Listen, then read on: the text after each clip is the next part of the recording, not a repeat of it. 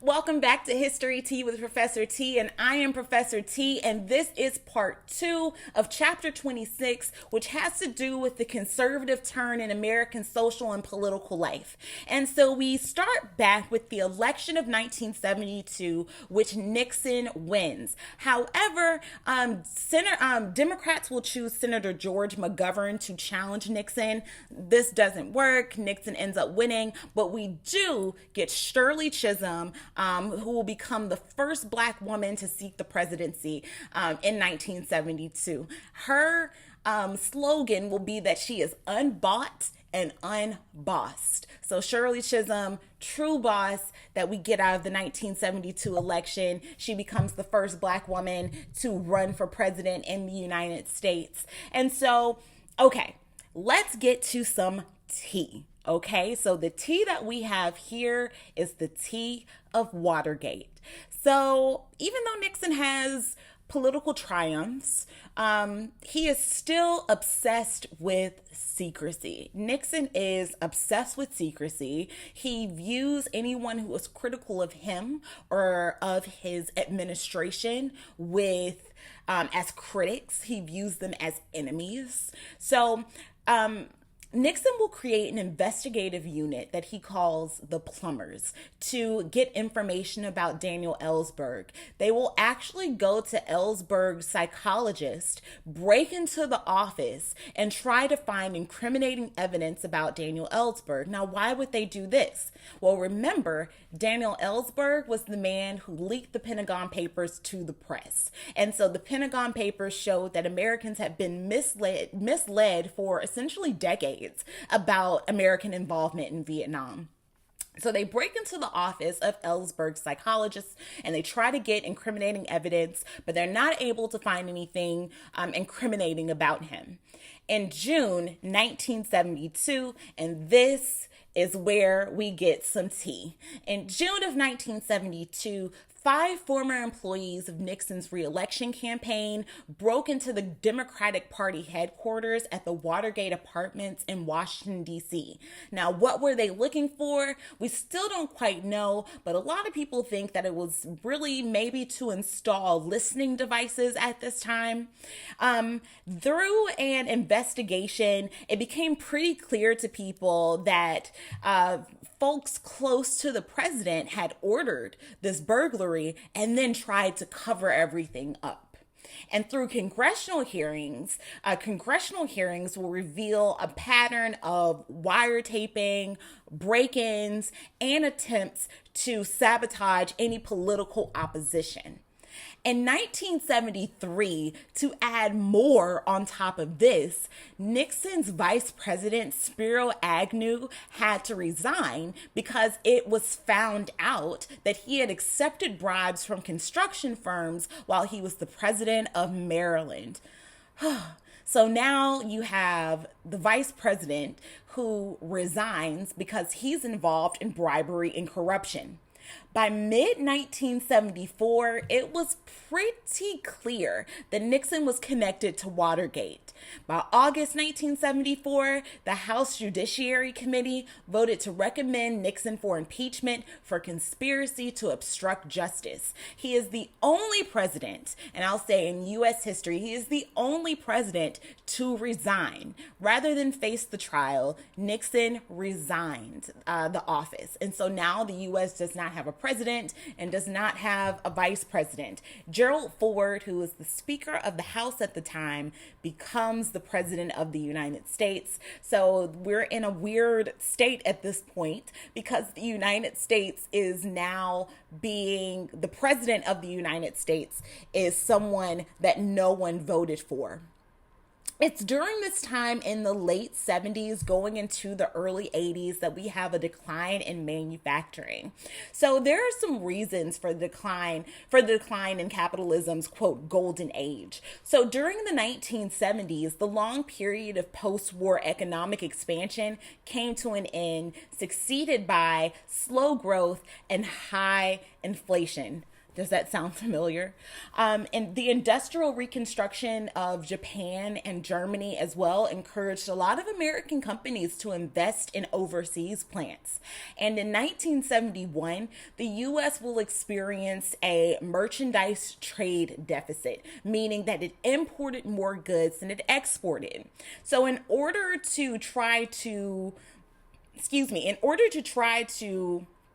alleviate this issue, Nixon will take the U.S. off of the gold standard. He hoped to make American goods cheaper overseas and reduce imports, since foreign products would be more expensive in the U.S. This temporarily curtailed inflation, and it did reduce imports temporarily. It's also during the early 1970s that we enter a period of stagflation. So what does stagflation mean? What is stagflation? What does it stand for? Stagflation is when you enter a period of stagnant economic growth and high inflation. And what is causing this stagflation during this time? Well, one of the things that will contribute to this stagnant economic growth will be rising oil prices. Rising oil prices will contribute to a combination of stagnant economic growth and high inflation. But what's causing the high oil prices? Well, in 1973, there was a brief war between Israel and Syria and Egypt. So on one side, you have Israel, and on the other side, you have Egypt and Syria. And the U.S. will support Israel. The Arab states will then respond by quadrupling the oil prices and suspending the export of oil to the United States for several months, okay? The U.S. at this period of time imported about a third of its oil. And between 1973 and 1981, we enter this period of, like I said before, stagflation, of slow economic or stagnant economic growth and high inflation. So between 1973 and 1981, the rate of inflation in developed countries was about 10% per year. So a rate of 10% for inflation, while economic growth was only 2.4%. So that shows you that bit of stagflation there. The stagnant economic growth of only 2.4% and high inflation at over 10%. Now, as oil prices began to rise, many Americans will switch from gas guzzling domestic cars to foreign cars. So much so that by the end of the decade, Japan was the world's leading car producer. So Ford as president. Ford, when he becomes president, he will pick his vice president, who will be Rockefeller. And at this time, it was the only time in U.S. history when both offices, the office of the president and the office of the vice president, were both occupied by someone that no one voted for. So this had to be a really interesting time to live in, because your vice president, no one voted for him, and your president, Gerald Ford, no one voted for him. One of the first things that Ford will do as president is pardon Nixon. And this is something that is really unpopular at this time. Nixon was supposed to go to trial. And the idea behind this was that no one was above the law, even the president. But Ford will pardon Nixon, and so Nixon gets off. No trial, no nothing. Ford will also call for cutting taxes on business and lessening government regulations of the economy. So it's under Ford that we'll get a little less government regulation, which is something that you will see with many conservative Republicans, that they will be against government regulation. They will be for lessening regulations of the economy, for example. He'll also encourage Americans to, quote, whip inflation by shopping wisely and by reducing their own expenditures. While inflation fell, unemployment continued to rise during this period. In 1976, we have another election, and Jimmy Carter, a Democrat, will win the election of 1976. Carter was the former governor of Georgia. He was a peanut farmer before he comes to Georgia. He was a born again Christian, and it's something that he would speak of. And one thing that he says is that he will never lie to you. He says, I'll never lie to you. He raises the moral tone of politics. He vowed to make government more efficient and to protect the environment. And he also will embrace the aspirations of Black Americans by appointing a number of Black Americans to federal posts within the government. Now, Carter represents the New Democrats, where race relations or issues such as race relations, gender equality, the environment, and improving the political process, these issues are seen as the central issues instead of the economy always being the central issue. So Carter will represent this new wave of New Democrats.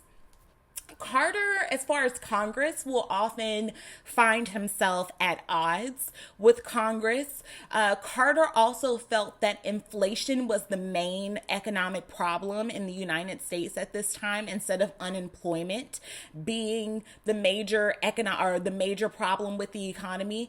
He thought again that inflation and not unemployment was the main economic problem, and so he will produce spending cuts on domestic programs. Carter will also offer tax cuts for wealthier Americans. He will repeal usury laws that limited how much interest lenders could charge, allowing credit card companies to push interest rates up to more than 20%. Carter will also believe that we should expand nuclear energy. And so he will invest in nuclear energy because he felt that it could help reduce our dependence on imported oil. It's also under the Carter administration that we'll get a commitment to promoting human rights.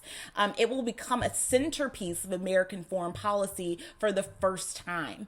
Carter believed that promoting human rights should take priority over, quote, an inordinate fear of communism that once led us to embrace any dictator who joined us in that fear. And so Carter, again, in raising the moral tone of politics, will say, look, we need to think of human rights. Our promoting human rights should take priority over our fear of communism. So much so that you're so afraid that you will rub elbows with a dictator, even though you know he's committing human rights abuses. In 1978, for example, and is concerned for human rights, in 1978, Carter will cut off aid to a brutal military dictatorship in Argentina. He'll also He did this even though previous administrations had basically turned a blind eye to civil rights abuses by Cold War allies. So in 1978, Carter will actually cut off a brutal military dictatorship in Argentina, whereas previous administrations just turned a blind eye to it. One of Carter's, I would say, successes while he is in office is the Camp David Accord. So in 1978, he brought together the leaders of Egypt and Israel to broker a historic peace agreement. And so that's something that is seen as a victory for Carter, but something that is often seen as something that will kind of mar Carter's legacy to a degree. I think more recent historians have been more kind to Carter and have viewed him more favorably. However, some will view the Iran hostage crisis as a big black mark that will imbue his presidency. So the Iran hostage crisis will last for a total of 444 days. Iran was a major oil supplier and importer of American military equipment, and Iran also occupied a strategic location on the southern border of the Soviet Union. So in the beginning, in early 1979, a revolution overthrew the American-supported Shah, and Iran was declared an Islamic Republic. In February of 1979, the Ayatollah Khomeini returned to Iran after 14 years in exile to lead the country. In November of 1979, Carter allowed the Shah in the United States to, or into the United States to receive medical treatment.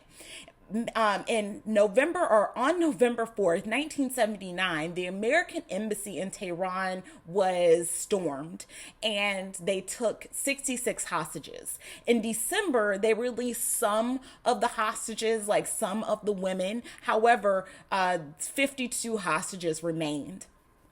Carter will work to release the hostages. However, they will not be released until January 1981, when Reagan is actually being inaugurated. So as Reagan is entering the presidency, the hostages in Tehran are being released. And so sometimes people will view the Iran hostage crisis, or the end of the Iran hostage crisis, as a Reagan victory, even though it's actually Carter who is doing the negotiating, even though it's Carter who is doing the work, even though it's Carter who is in doing the work at this time. So the remaining hostages were released in January 1981, thus ending the Iran hostage crisis. And out of this crisis, we get the Carter Doctrine, which states that the U.S. would use military force to protect their interests in the Persian Gulf. It's also during Carter that we get the rise of the religious right. Domestic and international troubles allowed conservatives to gain political opportunities. So economic problems will heighten the appeal for lower taxes, reduced government regulations, and cuts in social spending to spur business investment. It's also during the time of Carter, who is a Democrat, coincidentally enough, that we get the neoconservative. The neoconservative was an intellectual that in the 1960s who charged that the 1960s had produced a decline in moral standards in the United States, and had also produced a decline in the respect for authority. The neoconservative was once a liberal, so usually they came out of the liberal movement, but they had come to believe that even well-intentioned government programs did more harm than good. So it's during this period that we get the rise of the religious right, we get the rise of the neoconservative. So religious fundamentalism at this period in time will expand their conservative base. We get the flourishing of evangelical Protestantism. Carter's election really illustrated a growing influence of the evangelical religion. So when he was elected as this born-again Christian, this kind of evangelical, right? The religious right will demand a reversal on the school prayer ban. You'll have Jerry Falwell, who is a televangelist who will promote the moral majority. The moral majority was devoted to waging war against sin and electing a pro-life, pro-family, pro-American candidate to office. Okay? It's also in the 1970s that we get the battle over the Equal Rights Amendment, or the ERA. The Equal Rights Amendment, or the ERA. In the 1970s, family values moved really to the center of conservative politics. And the ERA, which originally was proposed in the 1920s by Alice Paul and the Women's Party, really advocated for the equality of law based on sex. It would state that the equality of law cannot be abridged on the account of sex. And so even though the ERA was about, or supposed to be about, women's freedom, it ends up being a fight over family values. In 1972, Congress will approve the ERA and they sent it to the states to ratify. In order for something to become law, 38 states have to ratify it. So it goes to the states to be ratified. Now, even though the majority of Americans, both male and female, supported the ERA, it failed to achieve ratification by the required 38 states due to the mobilization of who? Conservative women. You would think that all women would be very supportive of the ERA, but that is not the case. Because of the mobilization of conservative women who will say that the ERA would let men off the hook by denying them their responsibility because women would have more opportunities, it's really the movement, it's the mobilization of conservative women that will kill the ERA. Okay? So, all right, that is the end of part 2, surprisingly enough. We will start back at the election of Reagan in 1980. So we are out of the 70s. We're swinging through the 80s, and we will discuss about 8 to 9 years of the 80s before we're done on part 3. So come back for part 3 of 3. Thanks.